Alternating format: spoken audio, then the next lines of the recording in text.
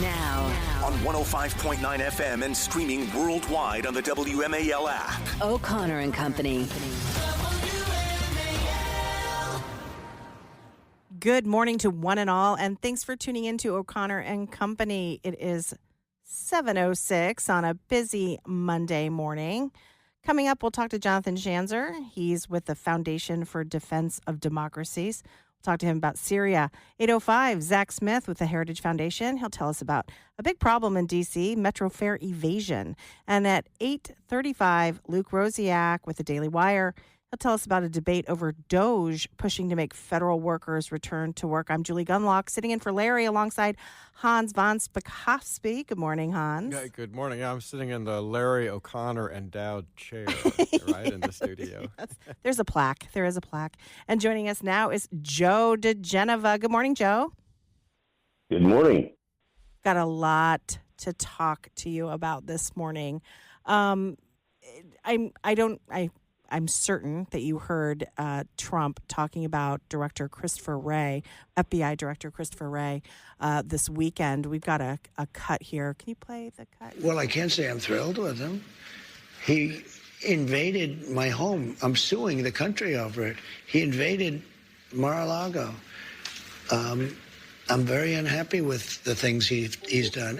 And we cut it off before we heard Kristen Walker. She's with the Meet the Press. Her question is just, are you going to fire Christopher Wray? I mean, as if she's unaware of all the things that Christopher Wray has done, particularly to President Trump. What was your reaction? Well, Kristen Welker is an embarrassment to NBC News and certainly to the memory of Tim Russert, who made Meet the Press what it is, what it used to be. It's a shadow of itself now as a result of, she is a lackluster, unintelligent, incompetent reporter who's biased. So when you put all that together, what you get is dreck. And NBC News and Meet the Press have become dreck. As far as Christopher Wray is concerned, the only mystery is whether or not he's going to leave early or he's going to want to be sacrificed and fired, that he wants that for some reason. He's not the kind of guy that likes to be fired. He's a pretty boy. He's an empty suit. Yeah. His whole life has been around what can he do to get his next job. And the most important thing for me, though, about Christopher Wray, when he's fired, he needs to be told that he's losing his security clearance. Really quickly, I just wanted to ask, how do you, over the last week since we talked to you last, how do you feel about Kash Patel's chances? Has anything? I think he's a superb choice. He's just what the institution needs. And the first thing he should do is hire the whistleblowers from the FBI who were fired and put them on the seventh floor. Yeah, it's funny. You're absolutely right about that, Joe. I was having a discussion with somebody just this past weekend saying exactly the same thing. What is the biggest common denominator of all of the nominees that President Trump's putting forward, and Kash Patel is a great example of it, is they are not institutionalists. And that is exactly what we need in every one of these departments. The FBI, I think, is in the worst shape it's ever been in recent memory in terms of the way it's been politicized. And that's not just you and me saying it. You talk to retired FBI agents, and they'll tell you exactly the same thing. Of course, anybody with goodwill who loves the Bureau understands how far it has fallen. It is a disaster what Christopher Wray has done to the FBI. And he prances around in his fashionable suits and his perfectly coiffed hair, not answering questions on Capitol Hill, refusing to attend the national security briefing that they do every year because he doesn't want to be asked tough questions and embarrassed on his way out. Believe me, this guy is focusing on boards of directors. That's what his next job is going to be. He wants to be on boards of directors of defense contractors and big corporations. And the one thing that he cannot get to be able to do that is a security clearance. It must be taken away from him. Well, he's not the only one either, Joe. I mean, there's a whole list. He's the one we're talking. He's the one we're talking about right now. I got a list. If you want a list, it's not hard. Yeah, there's a whole list of people who need to have their security clearances canceled. Sure. Just John Brennan, James Clapper, James you Brennan. name them. Yes. You name them. Adam Schiff should be denied access to classified information because he lied about everything he was told in secure briefings. I wanted to get your reaction also. We talked about it earlier, Obama's speech this weekend where he talked about how politics has become so uncivil. It's pretty rich coming from Obama. He started it in January of 2017. During the transition to Donald Trump, he authorized an illegal investigation into Donald Trump. He sat there in the Oval Office, and Susan Rice executed a memorandum for the record. Why she did it, I'll never know, memorializing the fact that he had done so. And he said he wanted everything done by the book. Just exactly what was he investigating? So he gets the first subpoena from the special counsel who should be established to investigate everything that started with Lois Lerner. Let's remember where all of this started. Lois Lerner. And for Barack Obama to bemoan the fact that all these things have happened when he started it, he perfected it, he put it in motion. It was unbelievable. The arrogance of this guy. Nobody who has done more to destroy American government, American democracy, and to screw up race relations in this country than Barack Obama. Yeah, no, it's interesting, Joe, you mentioned Lois Lerner because remember when she was held in contempt by Congress for refusing to answer questions about her targeting conservative organizations with the IRS. What did the then U.S. Attorney for the District of Columbia do? He refused to prosecute her for not talking to Congress. He refused to enforce that contempt citation, which brings up how important the U.S. Attorney's slot is in the District of Columbia. Speaking as the former U.S. Attorney for D.C., I have never been more embarrassed than watching Matthew Graves, the current occupant of that office, destroy a once great office with his mania about January 6th, which he inherited from Merrick Garland. This is a guy who has no soul, no guts, no heart, no independence. No one should have ever allowed that office to be destroyed the way it was. I know I hear all these judges on the federal bench talking about how important the January 6 cases are. Whatever the importance of January 6 cases, it's not the job of federal judges to go out and talk about this on the bench or off the bench.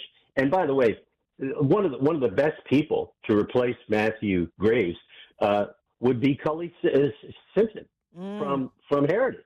I mean, Cully is fantastic, and he would be a spectacular U.S. attorney. He's got all the credentials, and I would hope that the incoming administration thinks seriously about appointing him. Well, it's particularly true because it's an embarrassment. This is the capital city of the United States, and Graves, while pursuing, obsessed with J6, I think something like 60% of the other cases in the city, particularly felonies, he has refused to prosecute. He's a hack. Listen, you can't put a political hack in charge of an office like that. I remember when I became U.S. Attorney, the Washington Post got all flustered. They were worried that I was going to investigate the black mayor and the black members of the city council. And my reaction at the time was, you know what? I don't care what color they are. If they're crooks, we'll go after them. It's real simple. This is not complicated stuff. And within a matter of a year or so, 2 deputy mayors had pleaded guilty to corruption. All the people around Marion Barry at the time were quite an unusual bunch. And you just have to ignore it. Now, you won't see anything like that happening with a guy like Matthew Graves, the current U.S. Attorney, because he's a political hack. He doesn't understand what the Office of United States Attorney is about. Joe, we've got so much more. Can you hang around for one more segment? Yeah, sure. Awesome. We'll continue in just a moment. But first, promise to end birthright citizenship on day one. Is that still your plan? Yeah, absolutely. The 14th Amendment, though, says that, quote, all persons born in the United States are citizens. Can you get around the 14th Amendment with an executive action? We're going to have to get a change. We'll maybe have to go back to the people but we have to end it. We're the only country that has it. Through an executive action? You know, we're the only country that has it. Do you know, if somebody sets a foot, just a foot, 1 foot, you don't need two, on our land, congratulations, you are now a citizen of the United States of America. Yes, we're going to end that because it's ridiculous. Through executive action? Well, if we can. Joe, you know, you're talking about how bad she is and what an embarrassment. Meet the press for this now. I mean, she can't even get the 14th Amendment right. She leaves out the crucial second part of that phrase about born in the U.S. and subject to the jurisdiction thereof, which, as you and I both know, that's the key legal principle that means, right, that. No, you are not a citizen if you're born in the United States and your parents are here illegally. The issue is one that needs to be revisited by the Supreme Court. The only ruling in this area is muddy and uninformative, and the United States Supreme Court needs to revisit it. I don't have a lot of confidence, by the way, that the Supreme Court would overrule its precedent in this area. But there's no doubt that birthright citizenship is a big mistake. Because you have people coming here just to create American citizens. They come here pregnant and come here so that they can have the baby, and the baby can be an American citizen, and therefore they, the mother, can be allowed to stay because of the citizenship of their child. This has to be dealt with friendly. It can be dealt with by Congress. I doubt if it can be dealt with by an executive order, although interpreting statutes is part of the president's function since he is charged with enforcing them. So we'll see. We'll see. I'm all for dealing with it. I mean, it's just a matter of time. Yeah, it's just one of the many immigration issues that are obviously going to be top of the list for the president and for Tom Homan, who I can't think of. Can you think of anybody who could have been better than Tom Homan to try to resolve this border issue? Well, he's perfect because I can't imagine any. Thank God he doesn't have to be confirmed. Although the confirmation hearing would be wonderful to watch with the Democrats trying to figure out how to cross-examine him. I think it would be ugly for them and informative for the American people. But he's going to be fantastic. He knows how to get the job done. People are stopping to come already. This is self-deportation underway. And the president of Mexico has figured out that she better straighten up. And Mr. Trudeau has figured out in Canada that he better straighten up and figure it out. Trump is amazing in this sense. He's actually the current acting president of the United States. We have a current president, Joe Biden, who's basically sleepwalking through the end of his term. His vice president is nowhere to be found. She's on milk cartons now trying to find her. So the bottom line is we have one president now, and he hasn't even been sworn in yet. Wanted to ask you, Laura Trump, over at the RNC, she is suggesting that federal streamlining of the election process is necessary. There's sort of a struggle there between people who don't want any kind of federal intervention or we don't want to nationalize elections. This should be a state role. What are your thoughts on that?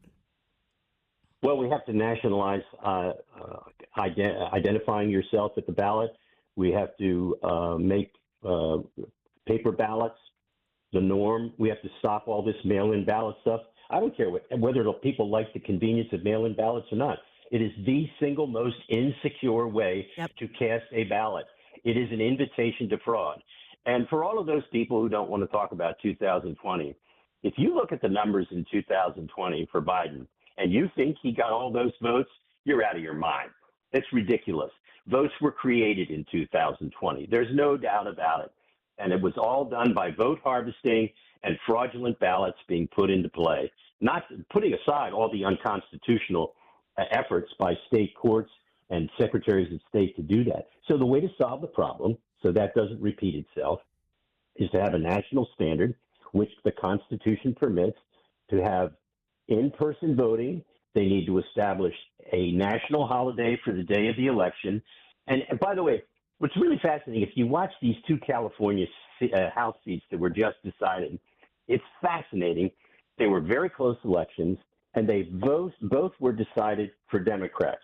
Now, Scott Adams has a saying. He says, if you claim your elections are not corrupt, don't do things that make them look that they are corrupt.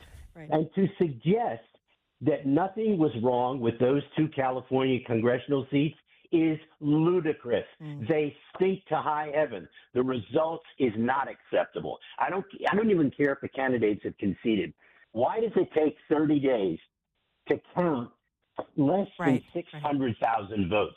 And the answer is it takes less than that time because, as Mayor Daley used to say, when the election was almost over and the Democrat was losing, just tell me how many votes you need.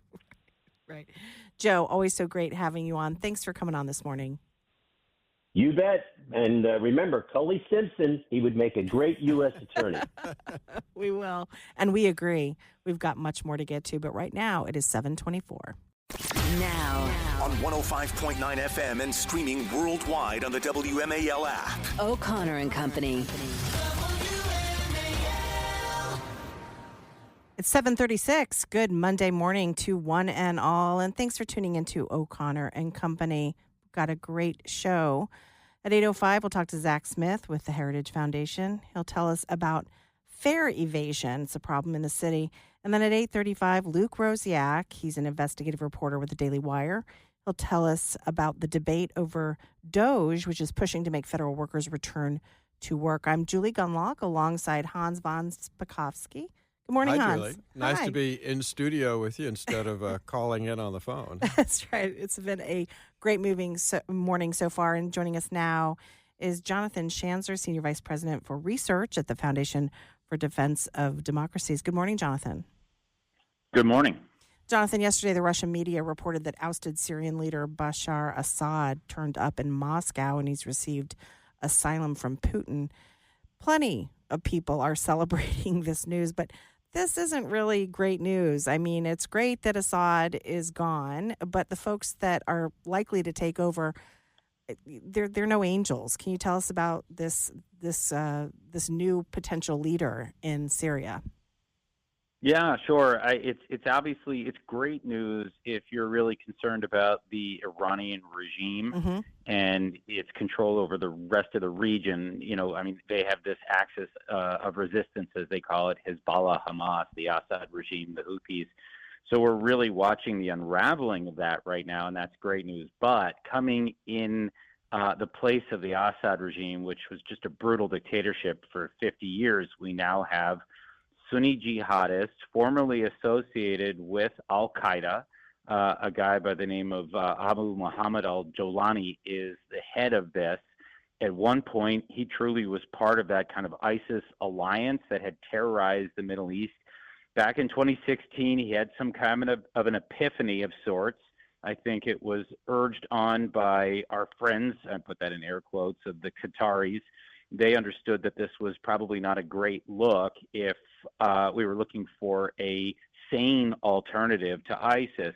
So he went through this sort of transformation, and then he was able to bide his time for the last 7 years.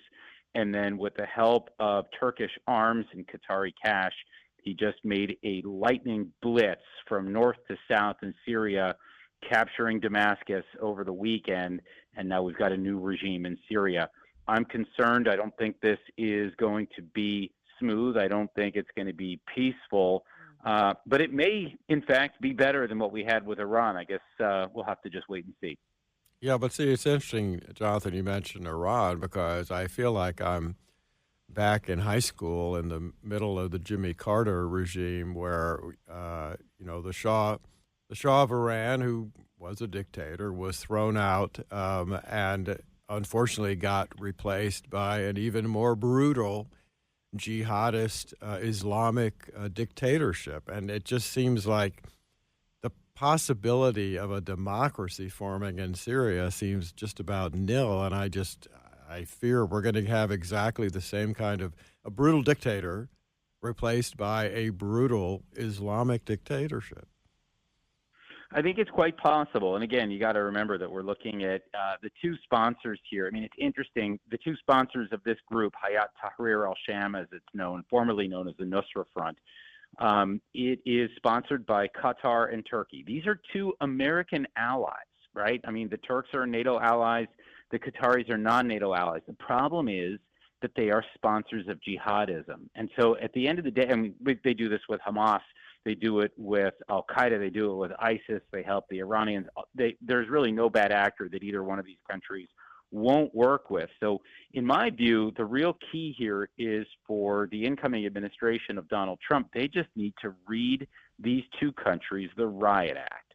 They need to make it very clear that we all know where the power is coming from. We know where the money's coming from. We know where the arms are coming from, right? It's from these two nominal allies.